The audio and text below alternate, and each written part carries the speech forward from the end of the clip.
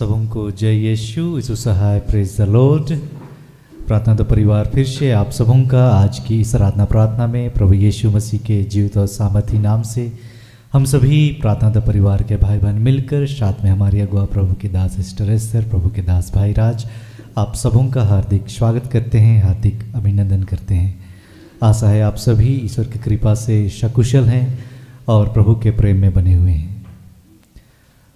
हमारे जीवन में हमें कितनी ही बार हमें लगता है कि जब हम ईश्वर के मार्ग पर चलने का प्रयास कर रहे हैं, आराधना कर रहे हैं, प्रार्थना कर रहे हैं, वचनों पर ध्यान लग रहे हैं, क्या ईश्वर सचमुच में हमसे प्रेम करता है? यदि ईश्वर हमसे प्रेम करता है तो हमारे जीवन में ईश्वर ये दुख तकलीफ क्यों आने देता है?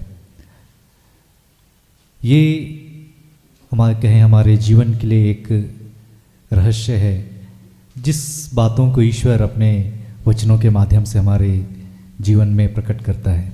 आज जो वचन दिया गया है, प्रभु आज इन्हीं बातों के साथ अपने दास के साथ हमारे बीच में इन्हीं वचनों को लेकर बातें करना चाहते हैं। तो आइए, जब प्रभु ने आज के इस सुंदर दिन में, सुंदर समय में हमें अपने पास अपनी उपस्थिति में लेकर आया है कि हम उस पर ध्यान लगाएं, जीवन के बातों को सीखें, समझें, तो हम बड़े आनंद के साथ, उत्साह के साथ उस जीवित परमेश्वर के सिंहासन के निकट जाएं और उसकी स्तुति करें और उसे पुकारें।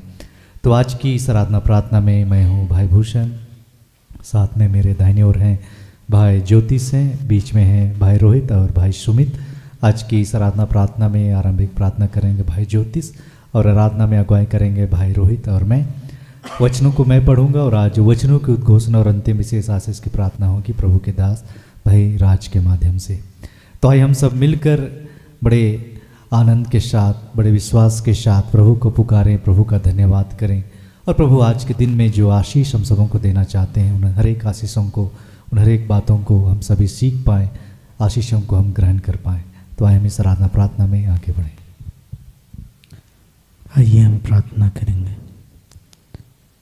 इस वक्त अपने मनों को शांत करेंगे। जब हम उस परमेश्वर के पास आते हैं, उस जीवित ईश्वर के पास आते हैं, आप अपने हर चीज को समर्पित कीजिए, अपने मनों को, अपने दुखों को, जो आपको जीवन में, जो इस वक्त जिन भी परिस्थिति में आप पाए जाते हैं, जो आपके मन को विचलित करते हैं, हर एक उन बातों को प्रभु को समर्पित कीजिए। वो परमेश्वर सामर्थी है, वो आपके दुखों को अनदेखा नहीं करता। हे पिता, हम तेरे बच्चे तेरे पास आए हैं प्रभु। तू जानता है पिता हमारे जीवन की हर परिस्थिति को, हर परेशानियों को जानता है प्रभु। हे प्रभु, तू हम बच्चों को इसलिए नहीं बनाया कि प्रभु कि हम दुख में रहे। देख तेरे बच्चों की दशा प्रभु। हे पिता, तू तो सर्वशक्तिमान है पिता। हे पिता, तू तो हर बंधन को तोड़ने वाला परमेश्वर है। हे पिता, तूने कहा पिता परमेश्वर, आत्मा और सच्चाई से जब तुम आराधना करते हो, मैं तुम्हारी प्रार्थना को सुनता हूं। हाँ पिता, देख तेरे बच्चे इस वक्त आत्मा और सच्चाई से तेरी आराधना कर रहे हैं प्रभु, तुझको पुकार रहे हैं पिता। हे पिता, जिन्होंने तुझको पुकारा पिता, आज वे संगे हुए प्रभु। ये भी पुकार रहे पिता आपके नाम को प्रभु। हे दाऊद के संतान, हम पर दया करना। हे पिता, ये पुकार रहे अपने दुखों के लिए प्रभु, इनकी पुकार को तू अनसुनी नहीं करना प्रभु। हे पिता, इनके जीवन की हर एक आर्थिक तंगी को तू आज समाप्त कर रहा प्रभु। हे पिता, आपका धन्यवाद करते हैं। हे प्रभु, इस वक्त तेरे पवित्र आत्मा की मांग करते हैं प्रभु। वो पवित्र आत्मा जो पिता परमेश्वर कमजोर को बलवान बनाता है पिता, निर्विद्धियों को बुद्धि कर देता है पिता। हे पिता, वो आत्मा जो दुख में रहते हैं, जो पिता पीड़ा में रहते हैं, जो पिता परमेश्वर अपने जीवन को समाप्त करने जाते हैं पिता, जब वो आत्मा आता है तो पिता हम संपूर्ण हो जाते हैं प्रभु। हे पिता, हम भी तेरी स्तुति करते हैं पिता, हम भी तेरी आराधना करते हैं आपके दास दासियों के समान। आपके सेवकों के समान जिस प्रकार वे पिता परमेश्वर आपके नाम को पुकार रहे थे और तू वहां उपस्थित हो गया पिता परमेश्वर, तूने हर बंधन को तोड़ा पिता। आज ऐसे होने देना प्रभु। हे पिता, इस वक्त तुझको पुकारते हैं पिता, आत्मा और सच्चाई से तुझको पुकारते हैं प्रभु। तो इस जगह आना, हर बंधन को यीशु के नाम से तोड़ना। हे पिता, आपका धन्यवाद करते हैं क्योंकि तूने कहा है पिता, मैं तुम्हारे लिए पवित्र आत्मा दूंगा। वो सहायक को आज देना प्रभु परमेश्वर, आज इन बच्चों को देना पिता, इन बच्चों को स्पर्श करना, इन बच्चों को बताना कि मैं तुम्हारे साथ हूं पिता। हे पिता, तूने आज हमारी हर प्रार्थनाओं को सुना है। जितने निवेदन आ रहे हैं पिता, उनको तेरे सम्मुख रखता हूं पिता। हर बातों को यीशु के नाम से मांगता हूं। दया सुनिए और अनुग्रह से ग्रहण कीजिए।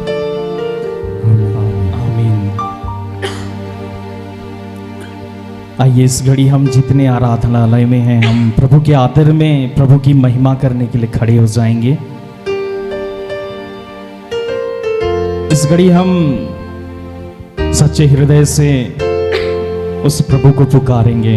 चाहे आज हमारी जो भी परिस्थितियां हो, इस घड़ी हम सारी परिस्थितियों को उस ईश्वर के सामने रखते हुए इस घड़ी हम उसकी आराधना खुले मन से, खुले हृदय से, आत्मा और सच्चाई से करेंगे। प्रभु का एक सुंदर वचन है, मैं आप ही तुम्हारे लिए लड़ूंगा। प्रभु इस घड़ी जब हम उनके निकट में आएंगे, अपने आप को उनके हाथों में समर्पित करते हुए,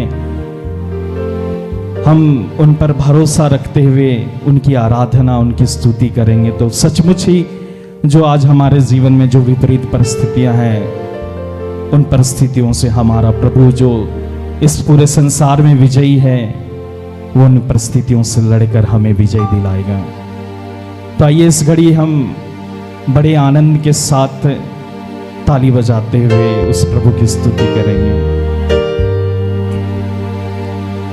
क्यों तू डरता है,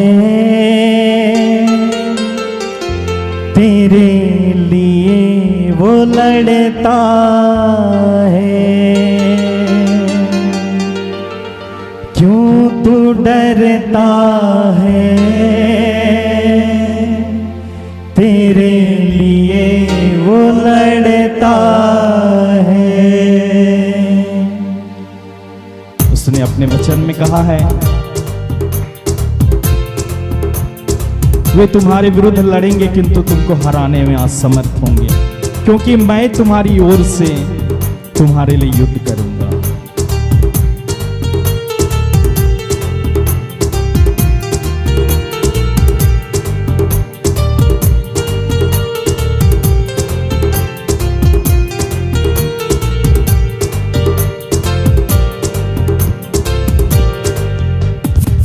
क्यों तू डरता है, तेरे लिए वो लड़ता है।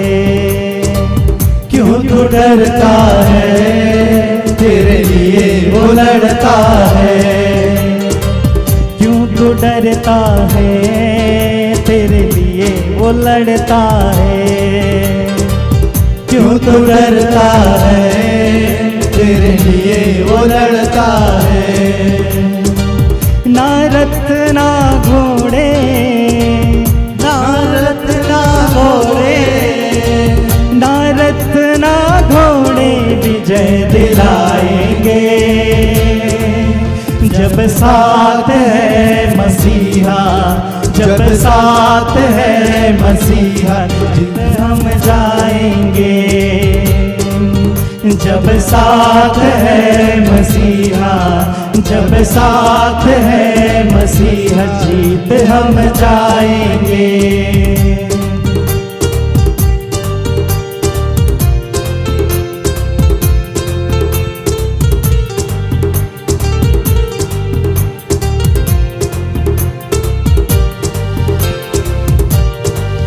उसके लोगों को जो भी कोई ललकारता है, बच्चे से फिर वो ही बलवान को मारता है।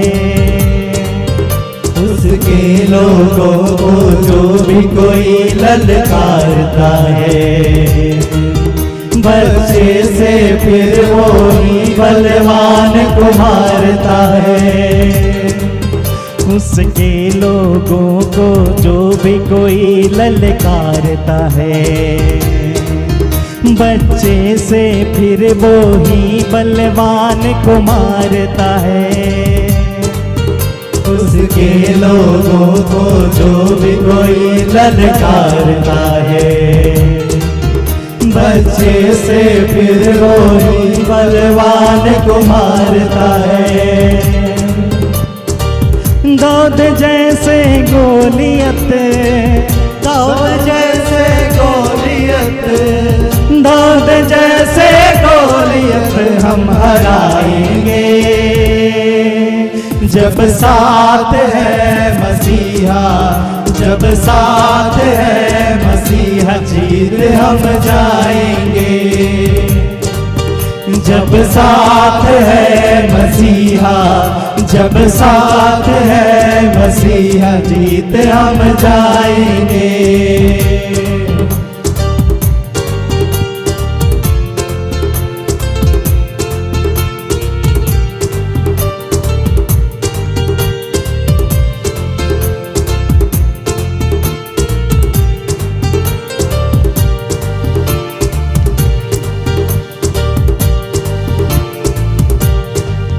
हम लेके चलेंगे अपने साथ हथियार रूहानी, शैतान भी हारेगा हमसे दुश्मन जो जानी।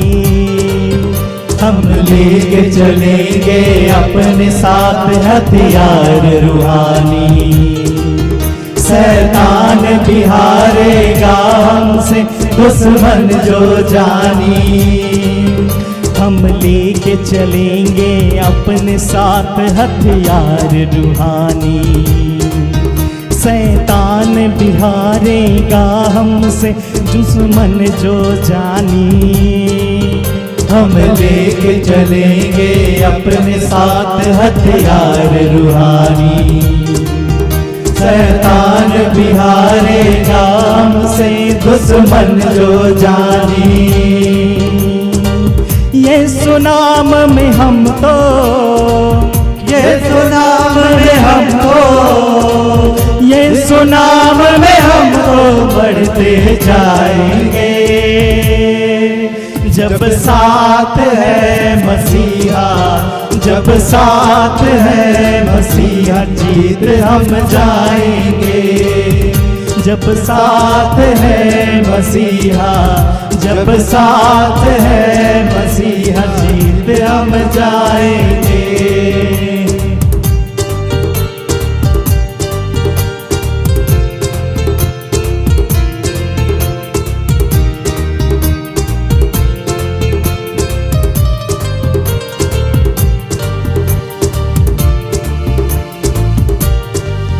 पैगाम मोहब्बत का घर घर पहुँचाएंगे, नफरत को भी हम प्यार से जीत दिखाएंगे। पैगाम मोहब्बत का घर घर पहुँचाएंगे, नफरत को भी हम प्यार से जीत दिखाएंगे। पैगाम मोहब्बत का घर घर पहुँचाएंगे, नफरत को भी हम प्यार से जीत दिखाएंगे। पैगाम मोहब्बत का घर घर पहुँचाएंगे, नफरत को भी हम प्यार से जीत दिखाएंगे। यीशु आने वाला, यीशु आने वाला, यीशु आने वाला सबको बताएंगे। जब साथ है मसीहा, जब साथ है मसीहा जीत हम जाएंगे।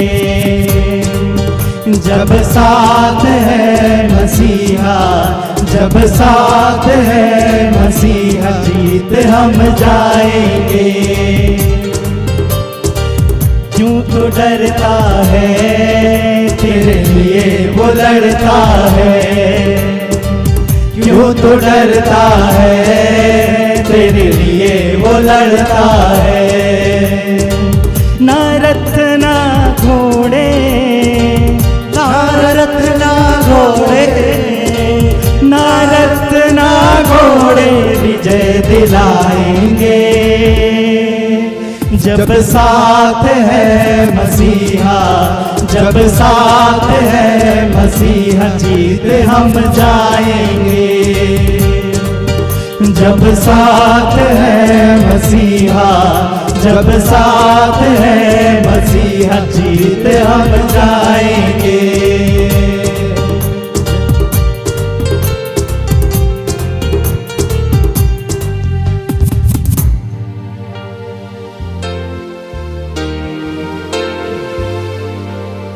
आइए हम फिर से बड़े आनंद के साथ उस ईश्वर की हम स्तुति करें, उसकी महिमा गाएं, जो सदैव हमारे संग हमारे साथ रहता है, जो कहता है क्या युद्ध तुम्हारा नहीं बल्कि मेरा है, जो हमारी ओर से हमारे लिए युद्ध लड़ता है।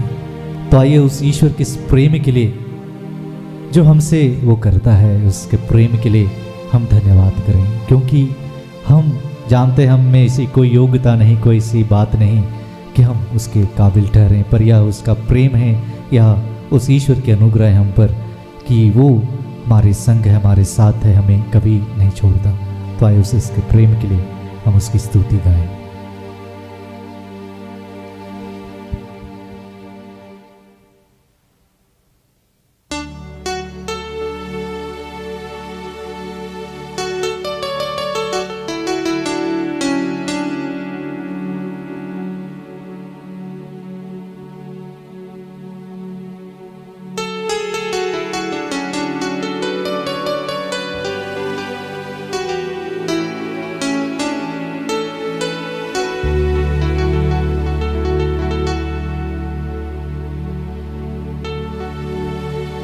तूने मुझ में क्या देखा प्रभु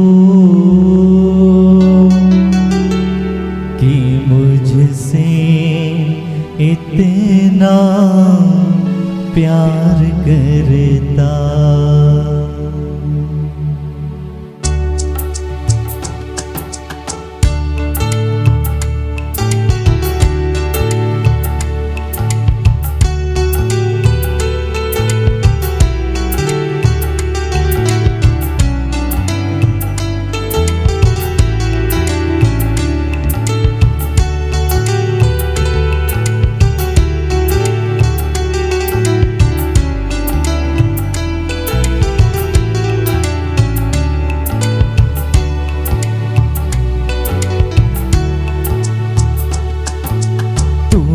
मुझ में क्या देखा प्रभु कि मुझसे इतना प्यार करता। तूने मुझ में क्या देखा प्रभु कि मुझसे इतना प्यार करता। मैं तो जग में हूँ खोया प्रभु, तू इतना मुझको याद करता। मैं तो जग में हूँ खोया प्रभु, तू इतना मुझको याद करता। तूने मुझ में क्या देखा प्रभु कि मुझसे इतना प्यार करता। तूने मुझ में क्या देखा प्रभु कि मुझसे इतना प्यार करता। मैं तो जग में हूँ खोया प्रभु, तू इतना मुझको याद करता। मैं तो जग में हूँ खोया प्रभु, तू इतना मुझको याद करता।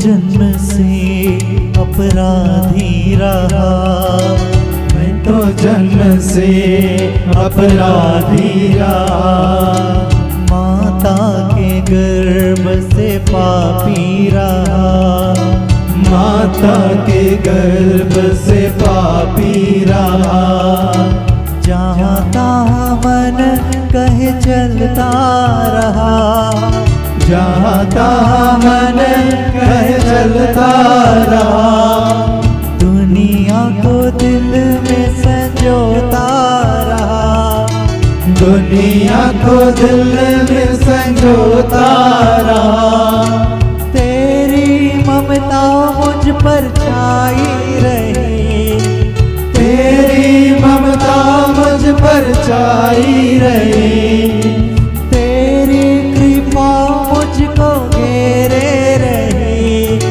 तेरी कृपा मुझको घेरे रही, तूने मुझ में क्या देखा प्रभु कि मुझसे इतना प्यार करता, मैं तो जग में हूँ खोया प्रभु, तू इतना मुझको याद करता, तूने मुझ में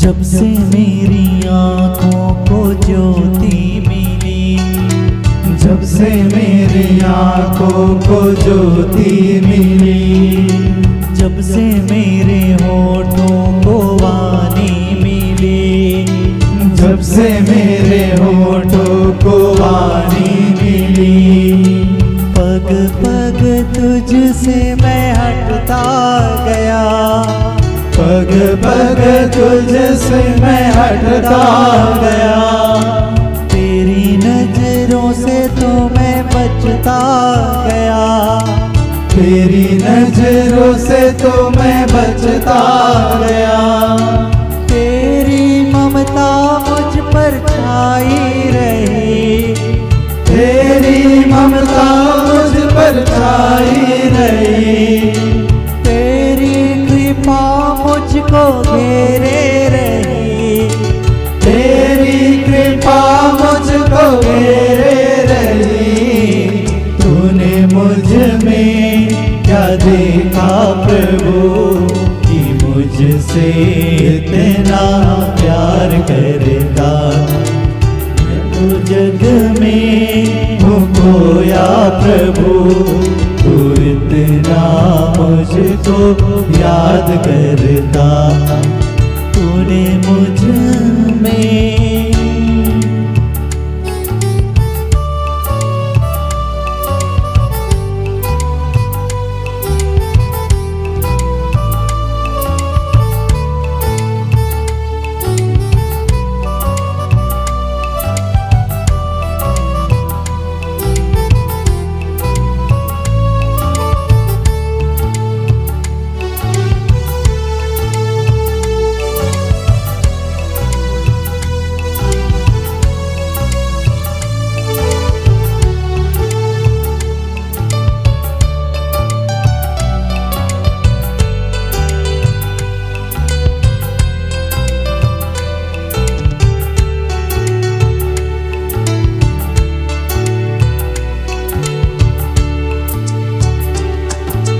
मुझको तेरी नजरों से गिरने ना दे, मुझको तेरी नजरों से गिरने ना दे, मुझ में तेरी ज्योति कभी बुझने ना दे, मुझ में तेरी ज्योति कभी बुझने ना दे। जग की बुराई से मैं बचता रहूं, जग की बुराई से मैं बचता रहूं। हर खतरे से मैं संभलता रहूं, हर खतरे से मैं संभलता रहूं। तेरी ममता मुझ पर छाई रहे, तेरी ममता मुझ पर छाई रहे। तेरी कृपा मुझको घेरे रहे, तेरी कृपा मुझको घेरे रहे। तूने मुझ में क्या देखा प्रभु कि मुझसे इतना प्यार करता। मैं तो जग में हूँ खोया प्रभु, तू इतना मुझको याद करता। तूने मुझ में क्या देखा प्रभु कि मुझसे इतना प्यार करता। मैं तो जग में हूँ खोया प्रभु, तू इतना मुझको याद करता। तू इतना मुझको याद करता, तू इतना मुझको याद करता।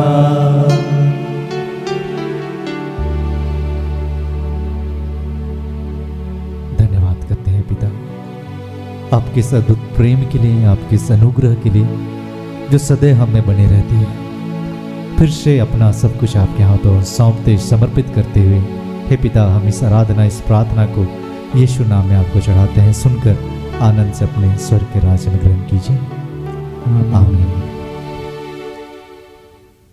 आइए हम आज के लिए ठहराए गए वचन को सुनेंगे, जिसे प्रभु ने हमें अपनी बेटी, अपनी दासी, हमारे अगुआ सिस्टर एस्तर के माध्यम से दिया है। आज के लिए 2 वचन दिए गए हैं। पहला वचन है नहम्याह के ग्रंथ से अध्याय 13 पद संख्या 1 से लेकर 3, जिसमें वचन ऐसा कहता है, उन्हीं दिनों लोगों को मूसा का ग्रंथ पढ़कर सुनाया गया। उसमें लिखा था कि अमोनी या मोआबी ईश्वर के समुदाय में सम्मिलित नहीं हो सकते, क्योंकि उन्होंने इस्राएल को खाने पीने के लिए कुछ नहीं दिया था, बल्कि मोआब ने उन्हें अभिशाप देने के लिए बिलआम को पैसा दिया था, किंतु हमारे ईश्वर ने वह अभिशाप आशीर्वाद में बदल दिया। जब लोगों ने यह आदेश सुना तो उन्होंने सारे विजातीय लोगों को इस्राएल में से अलग कर दिया। और एक वचन है विलाप गीत, जिसे शोक गीत भी कहते हैं, अध्याय 3 पद संख्या 32। बल्कि वह भले ही पीड़ित करे, वह अपनी अपार अनुकंपा के अनुसार दया दिखलाता है। यहाँ तक यह प्रभु की वाणी है। ईश्वर को धन्यवाद।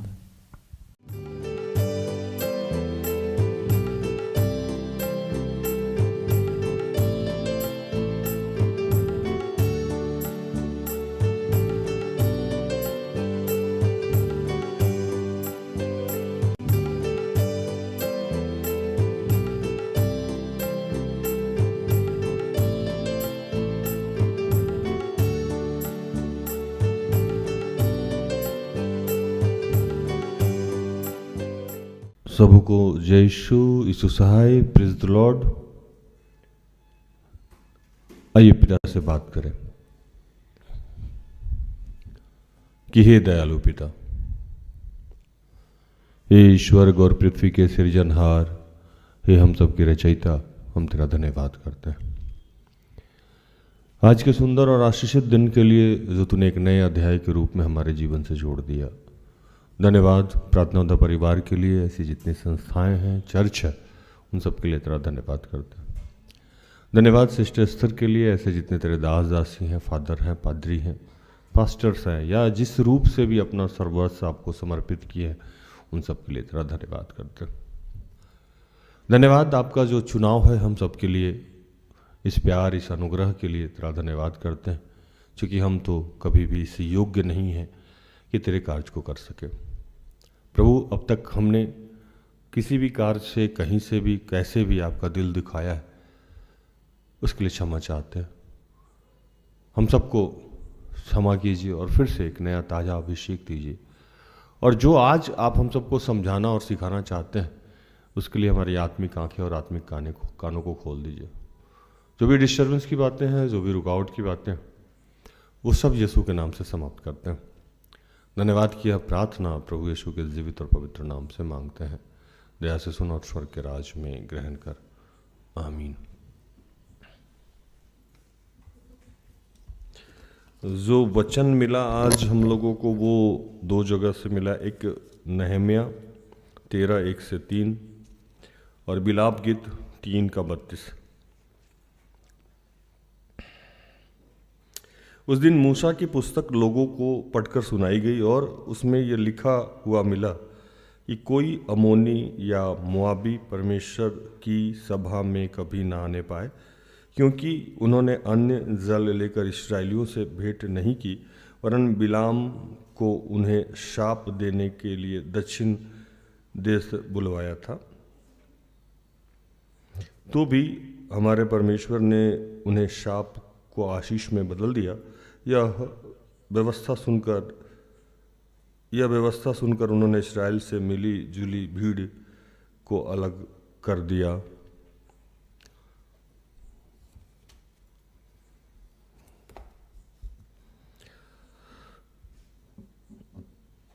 चाहे वह दुख भी दे तो भी अपनी करुणा की बहुत आयत के कारण वह दया भी करता है। सिस्टर एस्थर आई थी, आप लोगों से मिली, प्रचार हुआ। कैसा लगा आप लोगों को उनका प्रचार? याद है प्रचार का आप लोगों को? ऐसा तो नहीं है कि रोज रोज प्रचार सुन के बोर हो गए हैं, तो क्यों नहीं हम लोग भी फ्राइडे को, संडे को आए, सिर्फ बाकी दिन प्रचार बंद कर दें। क्या लगता है? बाकी दिन इस प्रोग्राम को बंद कर दिया जाए और सिर्फ फ्राइडे को और संडे को टेलीकास्ट किया जाए, या मुख्य दिन टेलीकास्ट किया जाए। प्रचार में एक खास बात थी जिसको मैं रिवाइज करके आगे बढ़ जाऊँ। का जो प्रचार था वो, उसमें भजन संगीता, जिसको स्तोत्र ग्रंथ भी कहते हैं, कितना वचन था? 30:11-12, जिसमें लिखा है कि तूने मेरे लिए बिलाप को नित्य में बदल डाला, तूने मेरे टाट उतार कर मेरी कमर में आनंद का पाटुका बांधा, ताकि मेरी आत्मा तेरा भजन गाती रहे और कभी चुप ना हो।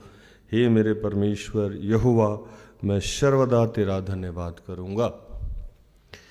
वचन में एक चीज़ थी कि जितने लोग आशीषित हो गए हैं, अनुग्रहित हो गए हैं या होने के प्रोसेस में हैं, वो सारा दिन प्रभु के बारे में बात करें, महिमा करें, चलते फिरते, उठते, खाते पीते।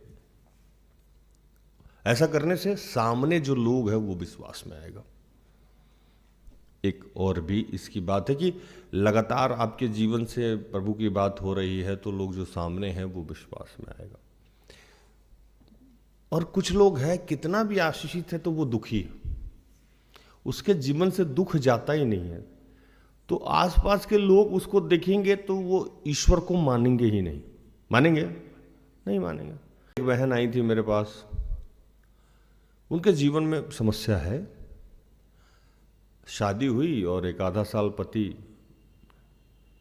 से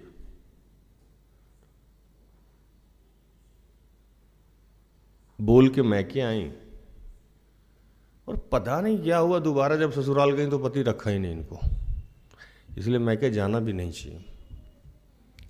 न कोई झगड़ा न झंझट, पता नहीं, गॉड नोज, घर में कोई बीमार है, ये कहानी प्रॉपर जो है। और जॉब उनका लग गया है लेकिन ज्वाइनिंग लेटर नहीं मिल रहा। क्या? बहुत दूर से आती है मेरे पास, 3-4 घंटा 5 घंटा का जर्नी करके आती है मेरे पास वो। तो पवित्र आत्मा मुझसे बताया कि इसको एक बात कह के भेज, आज दुखी रहना बंद कर दीजिए। क्या रहना? क्या रहना मनीला? दुखी रहना। क्योंकि जब हम दुखी होते हैं तो हम अविश्वासी होते हैं। और मैंने उनको बताया कि देखिए, जब जब जो जो होना है तब तब सो सो होता है। जब जो कार्य होना है तभी वो कार्य होगा। आपके चाहने से वो समय बदल नहीं सकता है। और दुनिया में कोई भी दास दासी नहीं है। यीशु भी कहते हैं कि किसी भी चीज़ का समय हमको पता नहीं है। अब आपके पास दो तरीका है इंतजार करने का, या तो आनंद के साथ खाइए पीजिए और इंतजार कीजिए, या तो मुंह बना के इंतजार कीजिए। कौन सा अच्छा? आनंद के साथ। शामुएल नबी की मां का क्या नाम था? हन्ना। हन्ना रोते चिल्लाते जब पहुंची वहां, तो वहां के जो दास थे उन्होंने कहा कि तुम्हारी प्रार्थना सुन ली गई है, अब जाओ, आज से मुंह बना के नहीं रहना। तो पहली बात कि अगर आपको लगता है कि आपकी प्रार्थना सुन ली गई है तो मुंह बना के नहीं रहना है। अगर आप मुंह बना के हैं, उदास है, दुखी हैं, तो इसका मतलब यह है कि आपको एक चीज पे यकीन है कि आपकी प्रार्थना नहीं सुनी गई है और ईश्वर आपके जीवन में काम नहीं करता है। इससे ईश्वर दुखी हो जाता है। दुखी हो जाने का मतलब, जैसे मान लीजिए कि भूषण भाई को पैसे का दिक्कत है, हालांकि ऐसा ईश्वर न करे कभी हो, और भूषण भाई प्रार्थना करें या हमसे आके कहें कि भैया कुछ पैसा का जुगाड़ हो जाता। हम बोले कि भूषण भाई 1000 करोड़ रुपया हम आपको दे रहे हैं। कितना? अरे बोलने में क्या जाता है? देखो, बोलना तो हमको ऐसे ही है, छोटी बात तो हम करते नहीं है भाई, है कि नहीं? आमीन, है ना? और तब भी भूषण भाई दुखी ही रहे, जबकि हमको पता है कि किस डेट को कैसे अरेंज करके हम दे देंगे, और हम कैपेबल भी हैं कि 1000 करोड़ रुपया दे सकते हैं भूषण। लेकिन अगर आप दुखी रहे और जब जब हमसे मिले एकदम रोते हुए चिल्लाते हुए बोले थे आपसे अभी तक दिए नहीं, तो मुझे क्या फील होगा? मतलब कि एक ही बात को मैं कितनी बार कहूं, मैंने तो बोल दिया, अब दे दूंगा ना। जब मेरा समय, जब मैंने जो समय निर्धारित करके रखा है मैं दे दूंगा। अब रोज उसी समय उसी अपराध के लिए आप आ रहे हैं, रो भी रहे हैं, गिड़गिड़ा भी रहे हैं और उदास भी बैठे, एकदम फूका हुआ, जला हुआ, है ना? अब भूषण भाई निकल रहे हैं मेरे कमरे से, कोई नया बंदा आ रहा है, इनका सड़ा हुआ मुंह देखा, क्या हुआ भूषण, कितना दिन से बोल के रखे हैं देंगे देंगे, अभी तक दे ही नहीं रहे, पता नहीं देंगे कि नहीं देंगे। मेरी परिस्थिति समझ में आ ही नहीं रही है। अब वो मेरे केबिन में घुसेगा नहीं घुसेगा, वो सोचेगा पता नहीं पहले वाले का तो काम हुआ ही नहीं, मेरा तो लटका देगा कहीं, है ना? अब कितना भी हम उसको बोले कि कर देंगे, वो सोचेगा भूषण तो यहां से गया था। आप भूषण भाई एकदम उत्साहित होकर निकले तो वो पूछेगा भी नहीं कि काम हुआ है कि नहीं हुआ, वो मान लेगा कि काम हुआ है, एकदम आनंदित है ये आदमी, खुश है। तो वो भी बड़ा प्यार से आएगा और हमसे कुछ कहेगा और हम कहेंगे तो ओह भूषण खुश था, मेरा भी हो जाएगा। ये ईश्वर के काम करने का तरीका। तो सबसे पहले विश्वासी को दुखी रहना बंद कर देना चाहिए। नेहम्या और बिलाप गीत दोनों में एक खास बात है। बिलाप गीत जो चैप्टर है जहां से आज हम लोग प्रचार करने जा रहे हैं, उसकी एक कहानी है। बिलाप गीत तब लिखा गया था जब सिर्फ रोना था। क्या था? बैठ के लोग रो रहा था। क्यों रो रहा था? अरे क्यों रो रहा था बताइए? कहते हैं बाइबल पढ़ लीजिए। एक तो हम नहीं पढ़ते हैं, आप लोग भी नहीं पढ़ते हैं। तो खैर कहिए कि भूषण भाई है कि बाइबल सिखाते रहते हैं बीच में, है ना?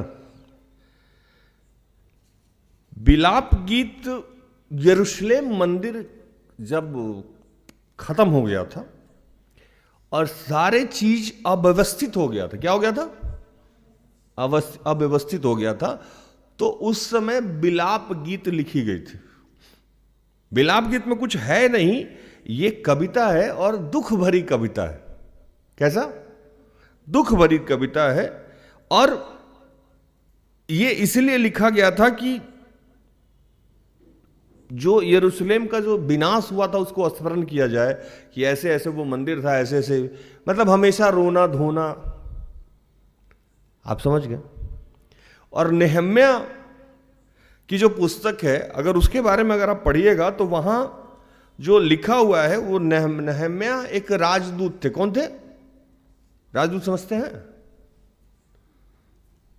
राजदूत मोटरसाइकिल आता था, समझे? हाथ धाल है यार। राजदूत एक पोस्ट है ना, जो कि राजा के द्वारा नियुक्त किया जाता है। वो दूत है जो कहीं जाके डिप्यूट कर दिया जाता है ना। जैसे हम लोग का भी विदेश में राजदूत है, नेपाल में, पाकिस्तान में, हर जगह हम लोग का बना हुआ है। और वहां के जो ऑफिसर इंचार्ज है उनको क्या कहते हैं?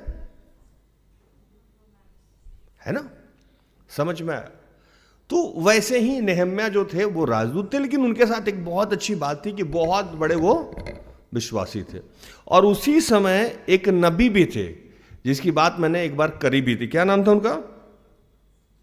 वाह, क्या बताइए, कैसे वचन पे डिस्कशन किया जाएगा जब आप लोग कुछ भी नहीं बोलते हैं। उस समय जो नबी थे जिन्होंने यरूशलेम मंदिर का पुनः निर्माण कराया था, एक बार मैंने बोला था ना,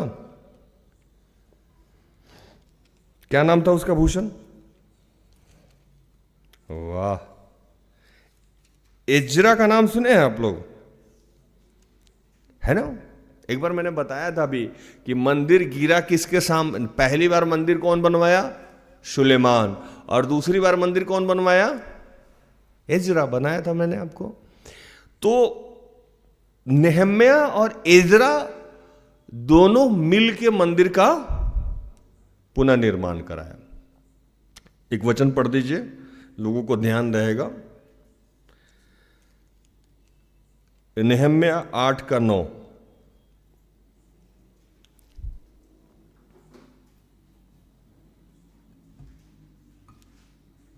वचन डाल लो तुम रोहित, डालो। तब नहेमिया जो अधिपति था और एजरा जो याजक और शास्त्री था और जो लेवीय लोगों को समझा रहे थे, उन्होंने सब लोगों से कहा, आज का दिन तुम्हारे परमेश्वर यहोवा के लिए पवित्र है, इसलिए विलाप ना करो और ना रो, क्योंकि सब लोग व्यवस्था के वचन सुनकर रोते रहें। पहुंच गया ना फिर रोने वाला मामला। यहां भी क्या मना कर रहा है? दोनों मिलके रोना नहीं है। और आपको एक बात बताएं, अगर आपको मुझे इरिटेट करना हो तो आपके मेरे सामने क्या करिए? रोने लगी। मुझे ना अजीब फील होता है। मैं कई बार लोगों को, अपनी मां को कहता हूं या मेरी पत्नी या मेरी बेटी, रोने से एनर्जी मिलता है क्या फायदा है रोने से? है ना। अब प्रभु के सामने कभी निकल गया आंसू, हम भी रो देते हैं, वो अलग बात है। लेकिन कुछ लोगों को देखते हो ना, बात बात पे रोता है, मतलब कुछ बोले और आंख से टप से आंसू निकल गया, पता नहीं आंसू कहां रखता है ऐसा। देखिए ना, रोने से कुछ होता नहीं है। रोने से उल्टा जो मैंने बताया कि ईश्वर दुखी हो जाता है, कि ये अब भी दुखी हो जाता है। पहले भी मैंने बताया था कि मंदिर का सत्यानाश हो गया था और मंदिर के पुनः निर्माण के लिए इज़रा को प्रभु ने दर्शन दिया कि इन लोगों से कहो कि ये हो। और उसमें आज एक नया नाम जोड़ रहे हैं, नेहम्या, जो वहां का उस समय का राजदूत था। और ये दोनों मिलके मंदिर का निर्माण का कार्य कर रहे थे। भूषण भाई सही बोल रहे ना? कुछ गलत हो तो इशारा करिएगा, है ना। देखिए, एक कहानी सुनाते हैं हम आपको। एक पति पत्नी जाता है कहीं दूर और पत्नी का एक कोड था कि पति जैसे कुछ ज़्यादा बोलता था तो क्यों मार देती थी या चींटी काट देती थी। तो पति धीरे धीरे, आप देखें कभी कभी ऐसा, है ना। या देखना पति पत्नी, जैसे पति कुछ बोलता है तो पत्नी ऐसे देखती है, भूषण, बस पति बेचारा धीरे से चुप हो जाता है। तो भूषण भी यहाँ है, कुछ गलत बाइबल्स हो जाता है ऐसे देखता है। अब हम सोचते हैं कहीं गलत प्रचार तो नहीं कुछ कर रहे हैं क्या भूषण? यही नहीं, भूषण हंसता रहता है। देखिए मेरा अपना मानना है कि चीज़ों को हल्का करके बात किया जाए। मतलब बाइबल बहुत अच्छी बात है, वचन है, जीवित है, ईश्वर का वचन है, लेकिन थोड़ा सा हंसते हंसाते कोई चीज़ कहा जाए तो ज़्यादा अच्छा है, नहीं तो बहुत भारी हो जाएगा, पता लगा आप लोग सो जाइएगा, है ना। तो मंदिर के पुनर्निर्माण के बाद निर्माण का कार्य शुरू हुआ। एजरा और नेहम्या मिलकर इस निर्माण का काम पूरा कर रहे थे। एजरा याजक थे और नेहम्या भूषण क्या थे? अधिपति, राजदूत, है ना। नेहम्या की एक अच्छी बात थी जिसके लिए मैंने आपको बताया, उसको भी मैं वचन से द्वारा पढ़ दूं ताकि आप लोग को ध्यान रहे। एक और वचन पढ़िए भूषण भाई।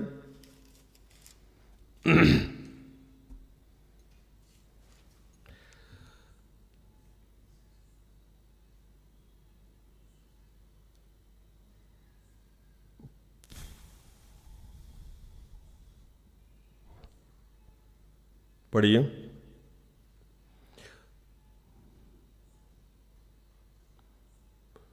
10 और 11, नेहम्या 1 का 10 और 11।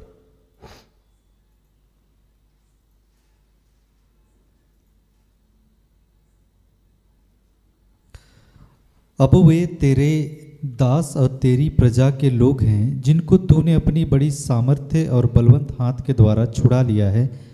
हे प्रभु, विनती यह है कि तू अपने दास की प्रार्थना पर और अपने उन दासों की प्रार्थना पर जो तेरे नाम का भय मानना चाहते हैं कान लगा, और आज अपने दास का काम सफल कर और उस पुरुष को उस पर दयालु कर। मैं तो राजा का पियाव था।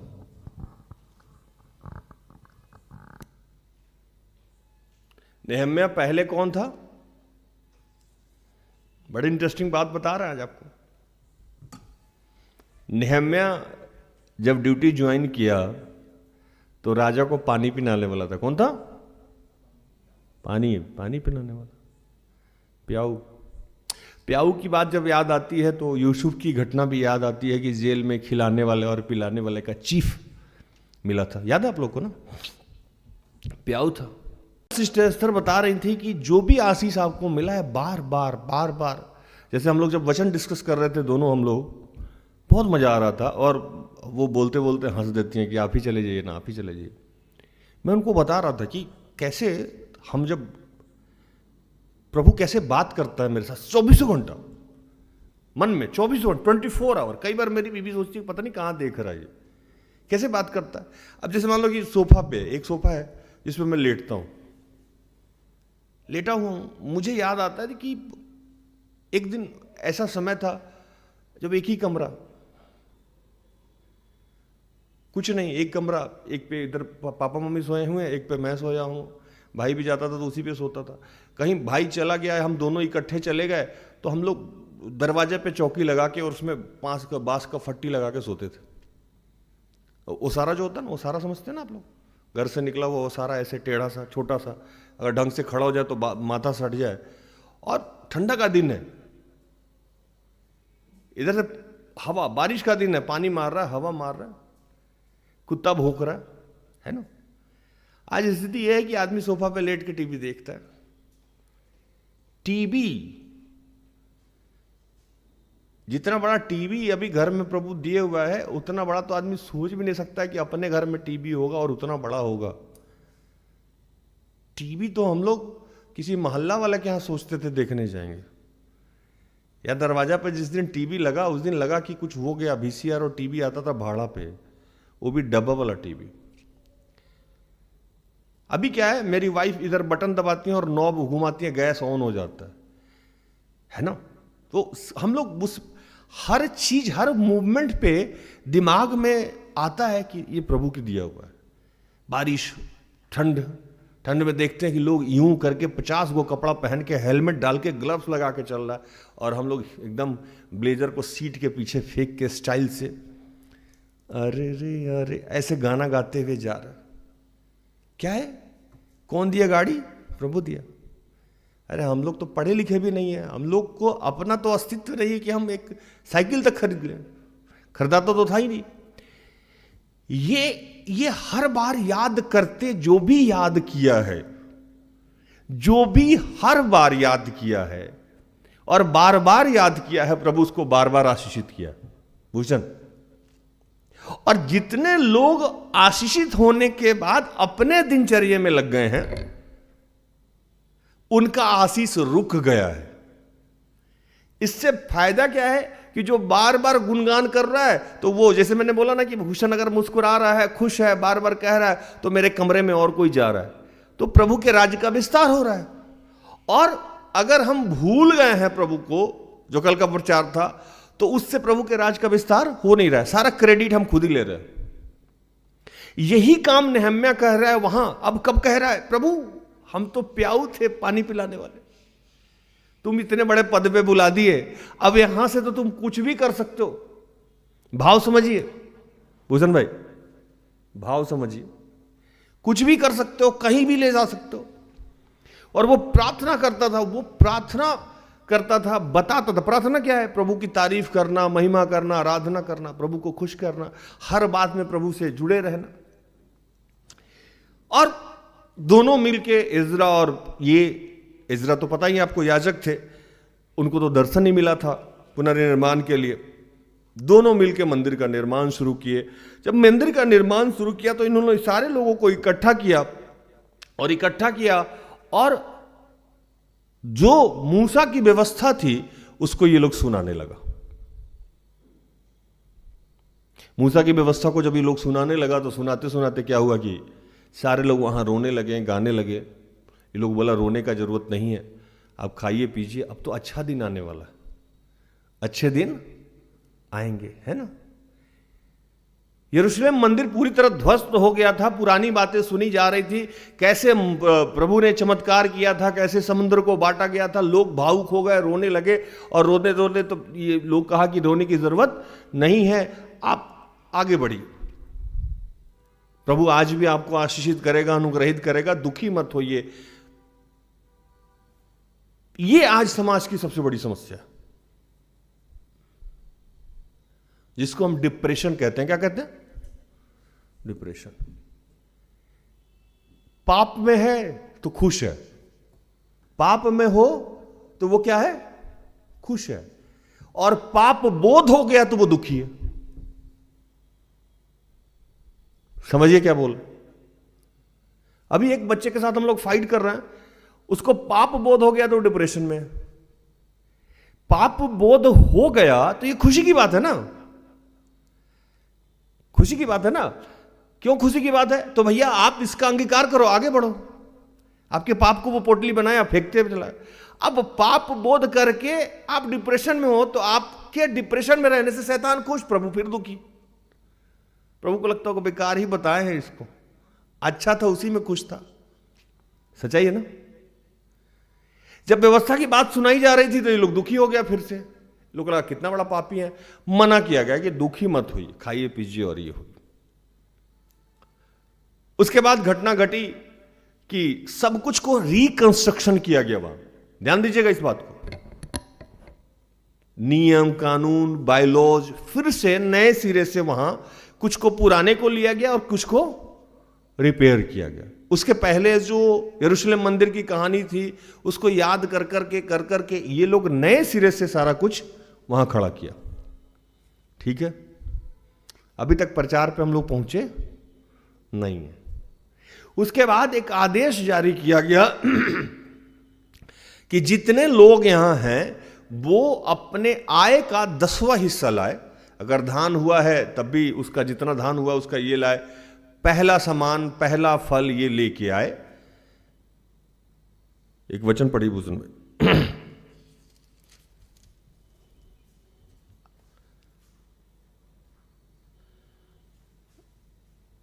12 का 44। नेहम्या। प्रचार समझ में आ रहा है तो हाँ लिखिए। उसी दिन खजानों के उठाए हुई भेंटों के पहली उपज के और दशमांशों की कोठरियों के अधिकारी ठहराए गए कि उनमें नगर नगर के खेतों के अनुसार उन वस्तुओं को जमा करें जो व्यवस्था के अनुसार याजकों और लेवियों के भाग में की थी, क्योंकि यहूदी उपस्थित याजकों और लेवियों के कारण आनंदित थे। फिर से कहा गया कि जिसके पास जो है उसका 10वां हिस्सा लेके आइए, पहला हिस्सा लेके आइए। बात हो गई, सारे लोग इकट्ठे हो गए और इकट्ठे होके काम कर रहे थे। उसी में एक वचन पढ़ दिया गया, और उसके पहले एक चीज और हो रही थी कि जब सब कुछ हो गया था तो याजक लोग पवित्र करने का काम कर रहे थे, शुद्ध करने का काम कर रहे। आज भी ये काम चलता है, शुद्ध बात से, पानी से, जैसे भी जिसको भी जो पता है उसके हम तो वहां भी कर रहा था ये लोग। उसके बाद भेंट की बात हुई, नियम कानून, जैसे मैंने बताया कि मंदिर बना, नियम कानून बना, सब कुछ वहां से रिकंस्ट्रक्शन किया जा रहा था। उसी दिन एक वचन पढ़ा गया और उस वचन में यह लिखा था, मूसा के पुस्तक लोगों ने पढ़ के सुनाई। उसमें लिखा हुआ था कि कोई अमानी या मुआबी परमेश्वर की सभा में कभी ना आने पाए, क्योंकि उन्होंने अन्न जल लेकर इस्राएलियों से भेंट नहीं की, वरन बिलाम को उन्हें शाप देने के लिए दक्षिण देख कर बुलवाया था। तो भी हमारे परमेश्वर ने उन्हें शाप को आशीष में बदल दिया। यह व्यवस्था सुनकर इन्होंने इस्राएल से मिली जुली भीड़ को अलग अलग कर दिया। सारा चीज क्या था, ठीक चल रहा था, सब एक थे। बहुत समय पहले एक घटना घटी थी, उस घटना की चर्चा ये लोग पढ़ के कर दिया, और वहां से क्या हुआ, डिवाइड हो गया। क्या हो गया? डिवाइड हो गया, अलग हो गए हम लोग। और उस कहानी पे भी जाएंगे हम लोग। अलग हो गए, और अलग हो गए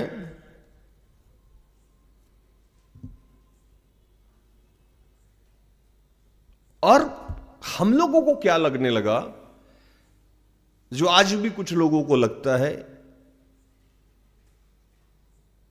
ये अच्छे हैं, हम बुरे हैं, या हम अच्छे हैं और ये बुरे हैं। सही है कि ना भूषण? मेरा ईश्वर अच्छा, उनका ईश्वर खराब। और आज समाज की ये इतनी बड़ी विडंबना है, इतनी बड़ी विडंबना है, जिससे समाज, राज्य, शहर, देश सब बर्बाद हो रहा है, सब बर्बाद हो रहा है। किसी के जीवन में दुख है तो लोग कहता है कि ऐसे नहीं ऐसे है, ये गलत आदमी है इसलिए दुख होगा। अयूब तक को यहां समाज नहीं छोड़ा भूषण, नहीं छोड़ा। अयूब अधर्मी आदमी था? नहीं। पहले तो किसी के जीवन को देख के आप अच्छा बुरा न्याय नहीं कर सकते हैं, वो पापी है, वो चोर है, वो सही है, वो गलत है, वो अधर्मी है, वो ऐसा कुछ कह ही नहीं सकते हैं, क्योंकि किसी का गिरना और उठना उसके हाथ में नहीं है।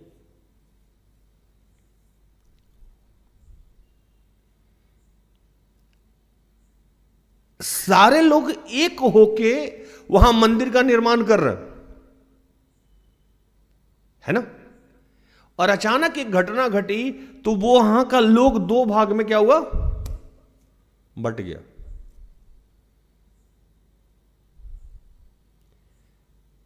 आप प्रभु को इतने करीब से जानते हैं, यीशु को आप इतने करीब से जानते हैं, ईश्वर को आप इतने बेहतर जानते हैं, लेकिन अचानक आपके जीवन में कोई समस्या आता है या कोई पुरानी बात आपसे कही जाती है, वो पुरानी बात जो कब घटी थी भूषण,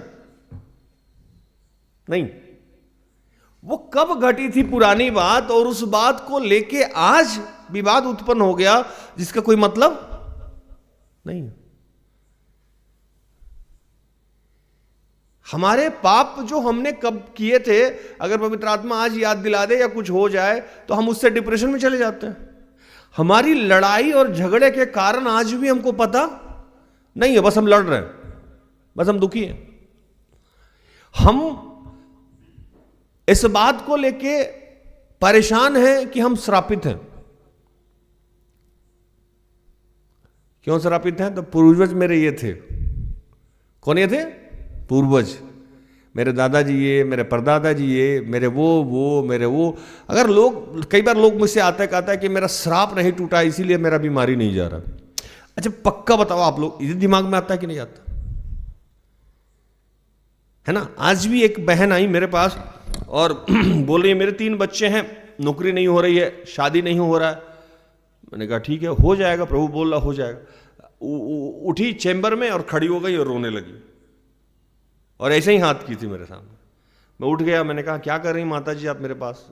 ईश्वर बोल रहा है ठीक हो जाएगा, थोड़ा समय तो दीजिए, अभी तो 1 आधा महीना हुआ आप मेरे यहाँ जुड़ी हुई हैं, और मैं कोई जादू का छड़ी तो घुमाऊंगा नहीं, या आपको कुछ भी डराऊंगा नहीं कि आप मुझे कुछ पैसा दे के चले जाए। कुछ ऐसे स्वयं सेवक हैं जिनके पास आप दुख समस्या लेके जाइएगा, वो बोलेगा घर में ये है, वो प्रॉब्लम है, वो प्रॉब्लम है, वो प्रॉब्लम है। आपके पास 5 बार जाएगा, 4 बार मेहनत करेगा, बांधेगा, छानेगा, ये करेगा, वो करेगा, मतलब दिखावा करेगा कि हम आपके पास काम कर रहे हैं। हम दिखावा नहीं कर सकते। हमको प्रभु रात में आपके लिए घुटना पे बजाने के लिए बोलता है, प्रभु हमको उपवास करने के लिए बोलता है। आपके घर जाके पानी छिड़कने से आपका समस्या समाधान हो जाए तो बोलिए हम आ जाते हैं, सब पूरा परिवार गैलन में पानी लेके, है ना? वो माता जी रोने लगी और कह रही कि कैसे शादी होगा, कैसे क्या होगा। पूछ बैठी कुछ शराब तो नहीं बाकी है? शराब कब का? पहले। यहां फूट कब की हो गई? पहले की बात है। पुरानी बातें जाती क्यों नहीं है जीवन से? मैंने आज कहा कि किसी को मैंने आज कहा कि जब प्रभु किसी चीज को बदलता है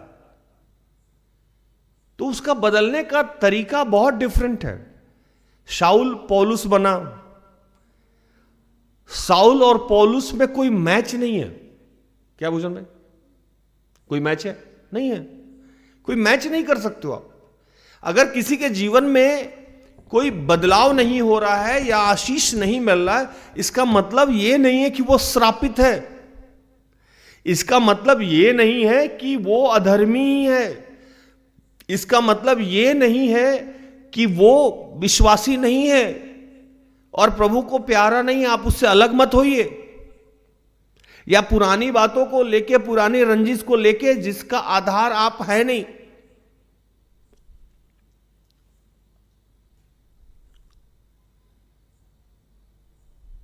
जात को लेकर लड़ाई होता है ना हम लोग यहां।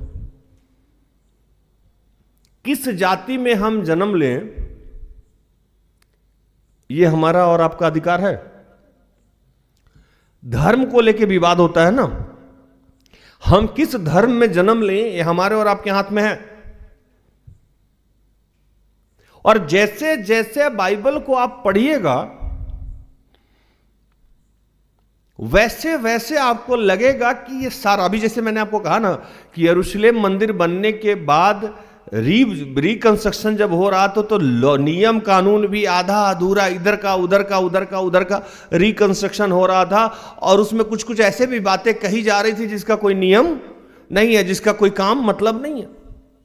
जिस बात को लेके यहां विवाद हो गया वो भी कहानी आप लोगों को जान लेना चाहिए।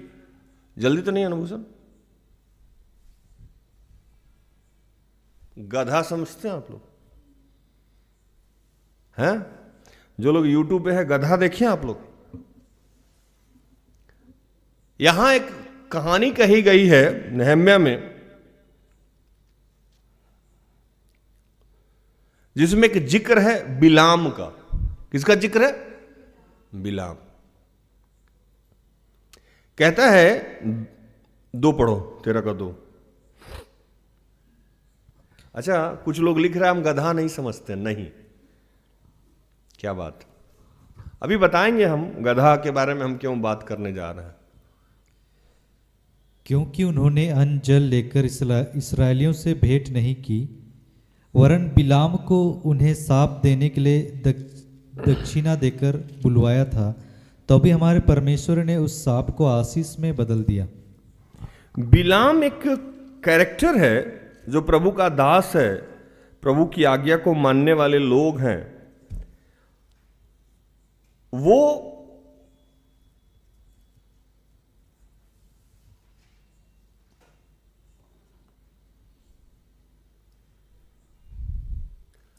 जो कहता था वो हो जाता था। क्या कहता था? आप लोग सुने ना, गांव देहात में लोग कहता है कि इसके मुंह से काला जीभ है, ये इसके चक्कर में नहीं पड़ना, जो बोल देगी उसे बोल देगी, है ना। एक राज की बात बताएं, आप लोग किसी से बोलिएगा नहीं, कॉन्फिडेंशियल है। सिस्टर एस्थर के जीभ पे भी काला है यहाँ, है ना। शुरू शुरू में जब हम मिले ना तो मुझे लगा लौंग खा रही हैं, इतना बड़ा काला है। इस साइड या इस साइड कहीं है, मतलब काला है। गांव देहात में पहले के का किसी से बताइएगा नहीं, टॉप सीक्रेट बताया, है ना, अपने तक रखिएगा। गांव देहात में क्या है कि लोग कहता है अरे कल जब भी है, जो भी बोलेगी हो जाएगा। ये सेंस गलत है, लेकिन इसका 2 रूप है, एक अच्छा भी एक बुरा भी। बिलाम के बारे में कहा जाता था कि वो जो बोलेगा वो हो जाएगा, उसको आशीष प्राप्त था। तो एक राजा क्या किया, जिसको इस्राएली से दुश्मनी था, वो इस्राएली जनता, इस्राएली लोग जब उस पे चढ़ रहा था तो वो बिलाम को खबर भिजवाया कि तू आ और इन लोगों को श्राप दे। क्या कर? श्राप दे। बड़ी इंटरेस्टिंग कहानी है, कभी सुन लेना चाहिए। मैं आज तो बहुत संक्षेप में, पता नहीं समय, ये लोग आते हैं तो समय कटता नहीं, हम आते हैं तो बचता नहीं है। बिलाम को खबर भेजा, कहानी संक्षेप में समझिए। राजा का नाम क्या था? बालाक। अगर ध्यान से नहीं पढ़िएगा तो बालक ही पढ़िएगा, है ना। राजा का नाम क्या था? बालाक। वो खबर भेजा कि भैया बिलाम को पकड़ के लाओ, और बिलाम के यहां वो दूत भेजा कि जाओ बिलाम को लेके आओ, उसकी जरूरत है। और ये जो पूरा सेना ऐसा आ रहा था धूल की तरह, पूरा मतलब लग रहा था कि इसके देश को बर्बाद कर देगा इस्राएली लोग। गया 3 बार उसके यहां आदमी भेजा गया, तीनों बार वो मना करता था। वो पूछता किससे था? बिलाम किससे पूछता था? ईश्वर से पूछता था जाए कि नहीं जाए। कहानी को बड़ा ढंग से सुनिएगा। बिलाम चूंकि प्रभु का दास था, प्रभु का सेवक था, वो ईश्वर से पूछता था जाए कि नहीं जाए, जाए कि नहीं जाए। एक वचन पढ़िए, बिलाम का कैरेक्टर समझिए पहले। 22 का 6। अच्छा, गिनती 22 का 6। इसलिए आ और उन लोगों को मेरे निमित्त साप दे, क्योंकि वे मुझसे अधिक बलवंत हैं। तब संभव है कि हम उन पर जयवंत हों और हम सब उनको अपने देश से मारकर निकाल दें, क्योंकि यह मैं जानता हूँ कि जिसको तू आशीर्वाद देता है वह धन्य होता है, और जिसको तू शाप देता है वह श्रापित होता है। राजा बालाक ये जानता था कि बिलाम के पास ये आशीष है कि वो जिसको आशीष दे आशीषित हो जाएगा, जिसको शाप दे वो श्रापित हो जाएगा। और इस्राएली उस पर आक्रमण कर रहा था उसके राज के तरफ, तो सोचा लड़ने से अच्छा इसको बुला के श्राप दिलवा दो, है ना। जब आदमी पहुंचा उसके पास,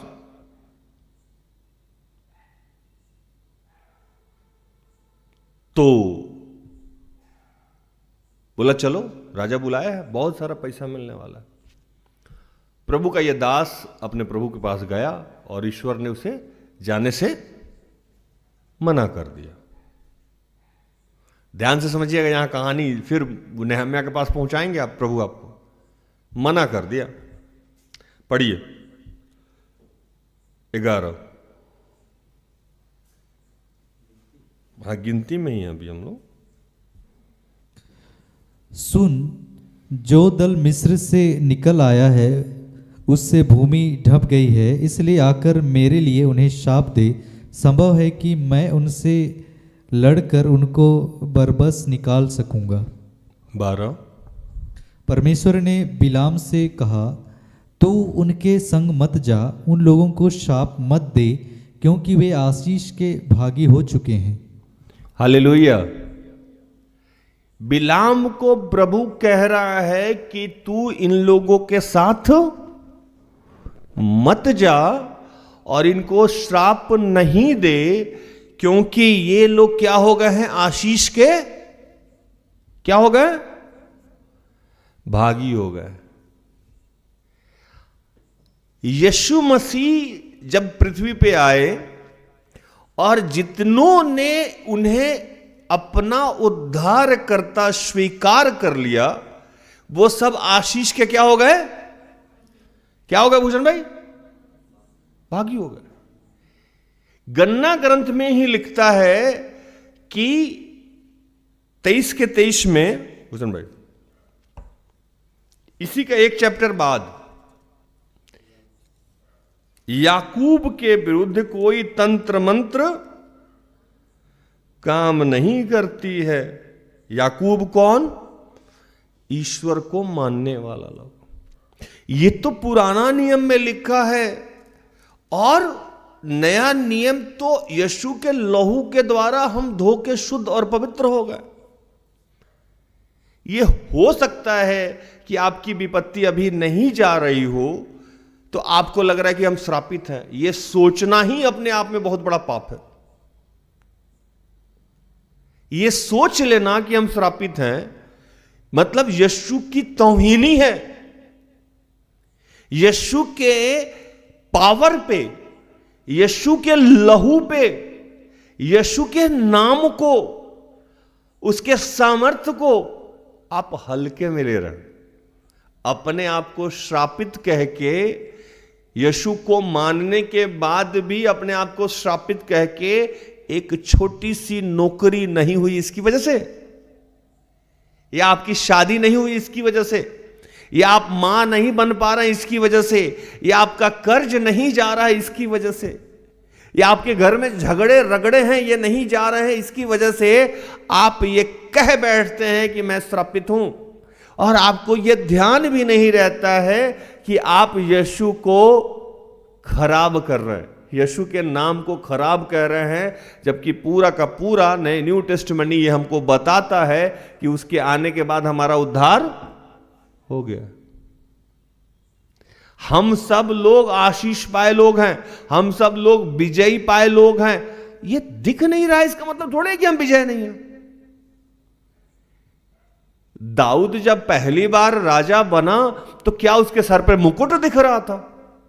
भूषण, तेल लगाया था, वो भी पता नहीं सरसों का तेल था कि चमेली का तेल था, पता ही नहीं है ना, तेल था, वो भी गिर गया होगा। और ये बोल के आया भैया तुम राजा हो गए, तो राजा हो गया तो क्या उसके सिर पर मुकुट दिखने लगा, इधर से निकला हुआ सोना का ताज? नहीं ना। पढ़ लीजिए बाइबल। जितने लोगों को प्रभु ने अनुग्रहित किया है, आशीषित किया है, एक समय लगा है उसको वहां तक पहुंचने में। प्रभु सत्य प्रतिज्ञ परमेश्वर है। एलिया से कहा गया कि फिर से दोबारा प्रार्थना करो बारिश के लिए। क्या कहा गया? दोबारा प्रार्थना करो, फिर से तिबारा प्रार्थना करो, है ना। बाइबल नया नियम में जब पढ़िएगा तो लिखता है कि एक विधवा रोज एक आदमी के पास जा जाकर प्रार्थना करती थी, है ना। बिलाप गीत आज जो दिया गया वो हम प्रभु से पूछ रहे थे, इसको क्यों जोड़ देते हो प्रभु? मतलब मेरी बारी आती है तो कहां कहां से प्रभु वचन लाते हो तुम, है ना। भूषण की आती है, कितना स्वीट सा वचन लेके चले जाते भूषण। बिलाप गीत लिखता है, चाहे वह दुख भी दे तो भी अपनी करुणा की बहुत आयत के कारण वह दया भी करता है। आप आपके जीवन में अभी हो सकता है कि दुख हो, लेकिन उसकी करुणा इतनी बड़ी है कि उसकी दया से ही जीवित हैं आप, नहीं तो कोरोना में निकल गए रहते। क्या भूषण? निकल नहीं गए रहते, निकल गए रहते। मैं इतने उम्र में इतने स्मार्ट लग रहा हूं, दया है। नहीं तो मेरे उम्र का लोग पका हुआ बाल, पका हुआ दाढ़ी, फटा हुआ धोती पहन के घूमता हुआ नजर आएगा गांव देहात में, ए चचा करता हुआ, कोई देखता भी नहीं। क्या भूषण? सच्चाई है ना? अरे 50 साल का आदमी गांव में कैसे मिलेगा आपको? है ना? ऐसे ही मिलेगा ना। और बच्चा सब चिढ़ाता भी है, बूढ़ा हुआ है ना? आशीष है, अनुग्रह है, श्रेष्ठ स्तर पे अनुग्रह है, आशीष है। आपको छोटी छोटी चीजें, हम लोग बहुत अजीब लोग हैं। गाड़ी पंचर हो गया तो प्रभु देखता नहीं, अरे यार पंचर का दुकान खोल के रखे हुआ है, टाइम पे हवा भरवा लो, है ना? पॉकेट में पैसा नहीं, प्रभु कुछ हुआ कि नहीं, तुरंत हम लोग दुखी हो जाते हैं। और जितना सारा उसका अनुग्रह है, आशीष है, हम क्या करते हैं? भूल जाते हैं और सीधे कनेक्टेड क्या करने लगते हैं? पक्का हम श्रापित हैं, पक्का हम ये हैं। और पुरानी बातों को लेके हम इंसान से अलग होते ही होते हैं, ईश्वर से भी क्या करते हैं? अलग हो जाते हैं। कोई दुख पड़ा कि नहीं पड़ा, कोई किसी तरह का बात कहा कि नहीं कहा, अब तुरंत हम यीशु से भी अलग, ईश्वर से भी अलग, पत्नी से भी अलग, बच्चे से भी अलग। 2 मिनट में हमारा पारा गर्म हो जाता है और उसकी वास्तविकता को हम जानते नहीं। जबकि प्रभु बिलाम से कहा कि तुम वहां मत जा, क्योंकि तुम जिसको श्राप देने जा रहे हो उसको मैंने पहले से आशीष दे दिया।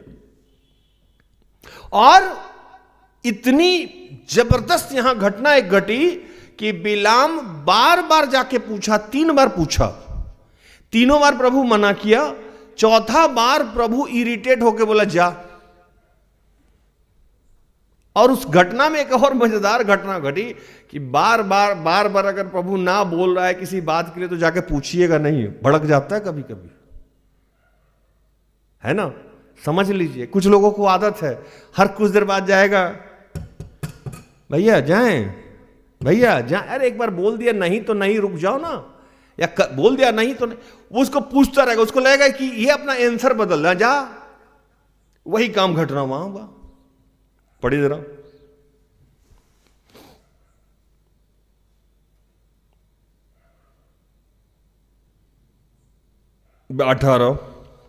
22 का 18। बिलाम ने बलाक के कर्मचारियों को उत्तर दिया, चाहे बलाक अपने घर को सोने चांदी से भरकर मुझे दे दे, तो भी मैं अपने परमेश्वर यहोवा की आज्ञा को पलट नहीं सकता कि उसे घटाकर या बढ़ाकर मानूं। 19। इसलिए अब तुम लोग आज रात को यहीं टिक रहो, ताकि मैं जान लूं कि यहोवा मुझसे और क्या कहता है। चौथा बार, एक ही बार को बार बार तो ईश्वर गया और बलाम से क्या बोला? पढ़ दो 20। परमेश्वर ने रात को बिलाम के पास आकर कहा, यदि वे पुरुष तुझे बुलाने आए हैं तो तू उठकर उनके संग जा, परंतु जो बात मैं तुझसे कहूं उसी के अनुसार करना। सारी बात समझा दिया था, फिर भी नहीं मान रहा, तो बोला ठीक है तू जा, साथ जाना, और जैसे जैसे मैं बोलूं वैसे वैसे बोलना, शब्द मेरा होगा। साहब चल दिए। बोले थे ना गधा, समझाएंगे गधा क्या होता है। अच्छा, कभी भी गधा को अंडर एस्टिमेट नहीं कीजिएगा, क्योंकि गधा बहुत भयंकर चीज है ना? बिलाम गधा पे बैठ गया, चल दिया। गधा कभी दीवार में जाके सट जाए, कभी खेत में उतर जाए, कभी कुछ रास्ते में। अब ये भाई साहब डंडा लेके उसका कुटाई शुरू कर दी है।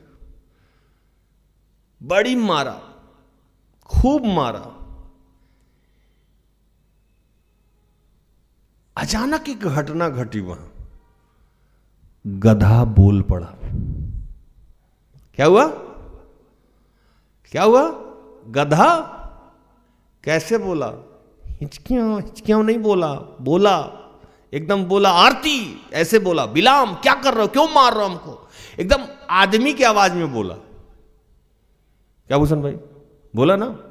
पढ़िए वचन, इन लोगों को भी लगे। 28।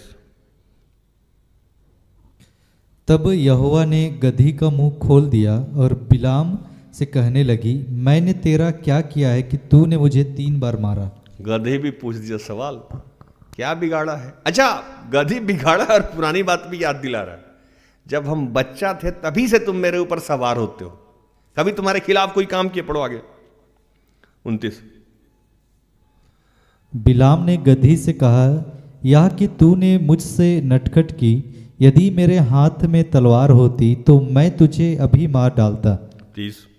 गधी ने बिलाम से कहा, क्या मैं तेरी वही गधी नहीं जिस पर तू जन्म से आज तक चढ़ता आया है?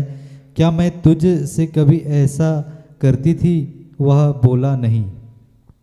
गधी भी अब कन्वर्सेशन कर रहा है, डिस्कशन कर रहा है, आर्गुमेंट कर रहा है। क्या मजाक किए हुए? बचपन से तो आप मेरे ही ऊपर सवार होते हैं, कभी भी हम आपसे इधर उधर गए? समझना चाहिए मेरा सिचुएशन। गधी का भी सिचुएशन आप लोगों को समझना चाहिए। घर में जो सबसे कमजोर है उसका सिचुएशन समझिए, ऐसा ना हो कि प्रभु उसको मुंह बना ले अपना, है ना? हम लोग अपने घर के गधा, हम लोग अपने घर के आवारा, ये वो निठल्ला, अनपढ़, जितना अच्छा लोग था वो कहीं कहीं चला गया, सारा खराब लोग को हम इकट्ठा किए हुए। क्या निश है ना? जितना बेकार लोग हैं वो सब मेरे ही पास, जिसको हम कभी कभी वो प्रचार में कहते भी हैं, वो जब कौन सा होसना होसला बनाता है ना, अरे क्या था वो, खजूर पर, तो उसमें हम बोलते हैं गधा को कमजोर नहीं समझना। वहां भी यीशु गधा पे बैठ गया, यहां गधा के माध्यम से बोल दिया प्रभु। अब गधा बात कर रहा आदमी की आवाज में। सच बताइए, आप किसी कुत्ता को डांटे, गधा को काटे, अचानक वो इंसान की तरह बोलने लगे, क्या बुझा? सोच के देखो कैसा लगेगा।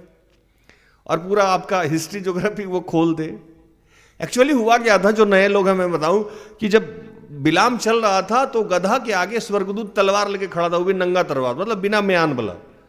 और गधा का आंख प्रभु ने खोल दिया था, वो देख रहा था कि तलवार से तो मारा ही जाएगा, मेरा गुरु को मार देगा, आज मुझे मार देगा। तो वो भाग रहा था, कभी इस दीवार में, कभी खेत में, कभी खनियाल। और ये बिलाम चाह रहा था कि गधा रोड पे चले, लेकिन बिलाम को तो दिख नहीं रहा था कि स्वर्गदूत खड़ा है तलवार लेके, और इसलिए वो मारे जा रहा था, मारे जा रहा था, मारे जा रहा था। और गधे को क्या समझ में आ रहा है कि बिलाम तो इतना बड़ा प्रभु का दास है, जब मुझे दिख रहा तो इसको तो दिख ही रहा होगा। पॉइंट समझ रहे हो ना मुझसे? सोच रहा, जिसको, वो तो गधा जानता ही था ना कि इसको प्रभु से बात होता है, तो मुझे जब दिख रहा है तो इसको भी दिख रहा होगा, ये मारे जा रहा है हमको। अब उसको क्या पता है कि गधे का आंख खुला हुआ था, प्रभु के दास का आंख नहीं खुला हुआ था। धोया खूब 3-4 बार, गधा रिएक्ट कर दिया, और रिएक्ट करने के कुछ देर बाद प्रभु इसका आंख खोल दिया। किसका आंख? अब बिलाम की बारी थी, बिलाम का आंख खुला, और वहां से कन्वर्सेशन शुरू हुआ कि तूने मेरी बात एक बार में क्यों नहीं मानी। अगर आज आके यीशु आपसे पूछे कि जब मैंने एक बार आपसे कह दिया कि तू आशीषित हो गया है, अनुग्रहित हो गया है, तुम्हारी समस्याओं का समाधान हो गया है, क्यों नहीं मानी? भूषण क्या जवाब देगा ये लोग? है कोई जवाब किसी के पास? किसी के पास कोई जवाब नहीं है। एक ही सवाल हम लोग रोज जाके प्रभु से पूछते हैं। प्रभु भी सोचता है, कल ही तो बोले थे इसको कि शादी हो जाएगा, नौकरी हो जाएगा, बच्चा हो जाएगा, सेटलमेंट हो जाएगा, और सबसे बड़ी बात उधार हो गया है। क्या हो गया? उधार हो गया। लेकिन कहीं से कुछ भी हो रहा है, हम अपने आप को श्रापित समझने लगे हैं, हम प्रभु की दया अनुग्रह को भूल जाते हैं, जो नहीं हुआ वो याद रखते हैं, और इस बात को लेके इतना क्लेश है, इतना विवाद है, जिसकी वजह से घर में अशांति भी है। भूषण सही है कि नहीं? वहां मूसा की व्यवस्था में आशीष वचन लिखा हुआ था कि आशीष नहीं लिखा हुआ था? आशीष की बात कही। मूसा लिखा हुआ था कि इन लोगों से अलग होने की जरूरत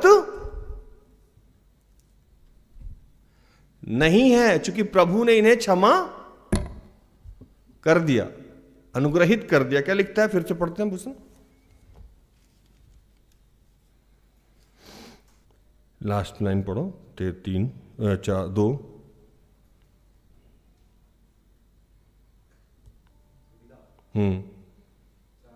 नहीं 13 का 2, नहम्या 13 का 2।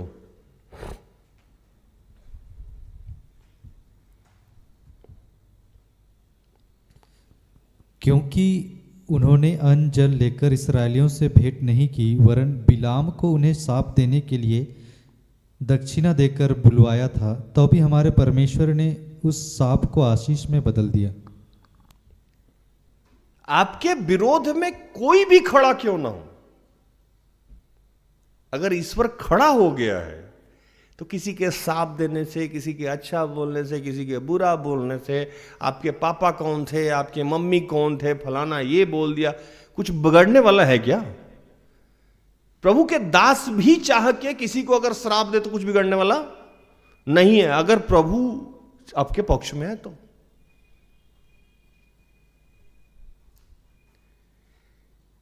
ये समझना होगा आज हम लोगों को कि हम लोग श्रापित नहीं, और अनयूजुअल बात पे डिस्कशन करके अपनी एकता को भंग करना हम लोग बंद करें, दुखी होना हम लोग बंद करें, प्रभु की दया, प्रभु की करुणा को नजरअंदाज करना बंद करें।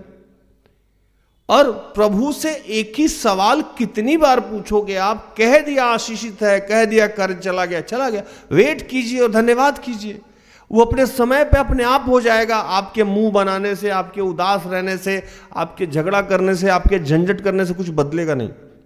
बदल जाएगा नहीं। अगर बदल जाएगा तो आइए हम लोग सब लोग मिलकर रोते हैं, देखते हैं कौन रोने में फर्स्ट होगा, है ना? या फिर मुंह बनाने का एक प्रतियोगिता रखा जाए, कौन कितने लंबे समय तक उदास रह सकता है, भूषण कौन जीतेगा, है ना? किसका सबसे ज्यादा सड़ा हुआ मुंह है, इसका प्रतियोगिता, है ना? या कौन अपने आप को सबसे ज्यादा श्रापित समझता है, इसका प्रतियोगिता रखा जाए। लेकिन इस सब का कोई लाभ होना नहीं है। उल्टा मैं प्रचार मुझे समाप्त करना पड़ेगा अभी, हालांकि मेरा मन नहीं भरा था आज के प्रचार से, बहुत टॉपिक था मेरे पास। उल्टा जितना ज्यादा आप कंट्रोवर्सी में फंसते हो, अनयूजुअल बातों में फंसते हो, लिखता है ना प्रभु, लिखता है कि मेरा वचन तर्क वितर्क का कारण ना हो। इसलिए प्रार्थना होता परिवार बहुत सारी चीजों को बहुत सरलता से करता है। जात पे मत लड़िए, धर्म पे मत लड़िए, चर्च पे मत लड़िए, है ना? बिना मतलब का विवाद मत करिए। आप कहीं भी हैं, किसी भी जाति धर्म में हैं, आप अगर ईश्वर को मानते हैं, यीशु को स्वीकार करते हैं, आपका काम हो गया है। बस वेट कर लीजिए, बहुत जल्दी में हैं आप। सब फटाफट चाहिए, तुरंत। अरे भैया एटीएम है, इधर लगाए उधर निकल गया। प्रभु है, उसका काम करने का अपना तरीका है, अपने हिसाब से करता है। वो दुनिया में कोई दास समझा नहीं सकता। बस थोड़ा कूल रहिए, थोड़ा शांत रहिए, जो मिला है उसको बार बार याद कीजिए। खुद भी बेटर फील कीजिएगा, सामने वाला भी बेटर फील करेगा, है ना? प्रभु इन सारे वचनों से आप सबको और मुझे भी आशीषित करे, आमीन।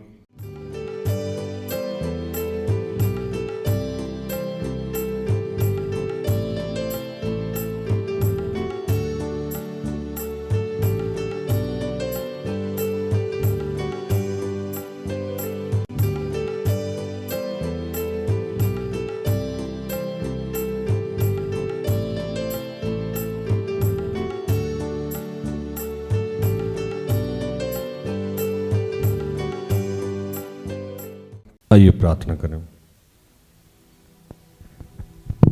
कि पिता धन्यवाद करते हैं, जो भी है जैसा भी है सबके लिए तेरा धन्यवाद करते हैं। और प्रभु जब भी हम कुंठित होते हैं, दुखी होते हैं, बिना वजह के विवाद में फंसते हैं, लोग से अलग हो जाते हैं, ये सारे चीज प्रभु तुझे दुखी करता है और हमारे आशीष से हमें वंचित करता है। पिता, हम आज इन तमाम बातों को छोड़ के सिर्फ ये याद करते हैं कि तेरा अनुग्रह, तेरा प्यार, तेरी कृपा, तेरा आशीष अद्भुत है जो हमारे ऊपर है और जिसके कभी योग्य हम ना थे। तूने ऐसा क्या देखा प्रभु हम सब में कि हमसे इतना प्यार किया है प्रभु और इतना अनुग्रह किया, और विशेषकर यीशु को हमारे लिए दिया। उनके आने से हमारे जीवन का, हमारे परिवार का, सबका उद्धार हुआ और हमें एक नया आशीष, एक नया जीवन, एक नया अनुग्रह मिला है प्रभु। इसके लिए हम तेरा धन्यवाद करते हैं।